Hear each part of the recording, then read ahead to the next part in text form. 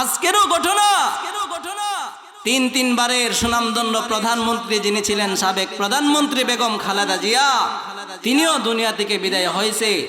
দোয়া করি আল্লাহর কাছে, আল্লাহ যেন আল্লাহর এই বান্দিকে দুনিয়ার যতটুকুই নেক আমল করছে এগুলাকে কবুল করে আল্লাহ যেন ওনার কবরটাকে জান্নাতের বাগান বানিয়ে দেন। সকলে বলি আমিন। উনি বিশেষ করে কখনো তিনি ইসলামের বিরুদ্ধে কোনো কথা বলে নাই। উনি সব সময় ইসলামকে সমর্থন করছে, ইসলামকে মানছে, কোরআনকে কখনো তিনি অবমাননা করে নাই। কোরআনের আইন যতটুকুই পারছে মানছে। কিন্তু এই আল্লাহর বান্দি তিনবারের প্রধানমন্ত্রী হওয়ার পরেও বলে এই আমাদের দেশে সর্বপ্রথম নারীদের মধ্যে যিনি প্রধানমন্ত্রী হয়েছিল দেশ নেত্রী বেগম খালেদা জিয়া, কিন্তু দুনিয়াতে থাকতে পারে নাই। কেন?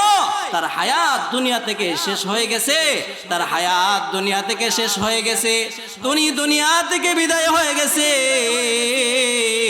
কেন বলে? সেও তো জানতো না তার হায়াত যে শেষ হয়ে যাবে।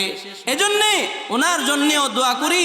এই একটা স্লোগান ওনার ছিল, যদিও আমি কোনো রাজনৈতিক বিষয় না, আমি রাজনীতিও করি না, বুঝিও না, কিন্তু আমি যতটুকু দেখছি যে উনি কখনো ইসলামের বিরুদ্ধে, ইসলামকে অবমাননা করবে, অপমাননা হবে, অপমান হবে এমন কোন কথা উনি ওনার জবান দিয়ে বলে নাই।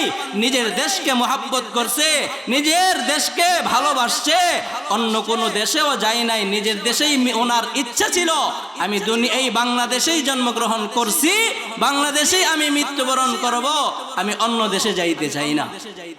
দোয়া করি আল্লাহর কাছে, আল্লাহ যেন আল্লাহর এই বান্দিকে দুনিয়ার যতটুকুই নেক আমল করছে এগুলাকে কবুল করে আল্লাহ যেন ওনার কবরটাকে জান্নাতের বাগান বানিয়ে দেন। সকলে বলি আমিন।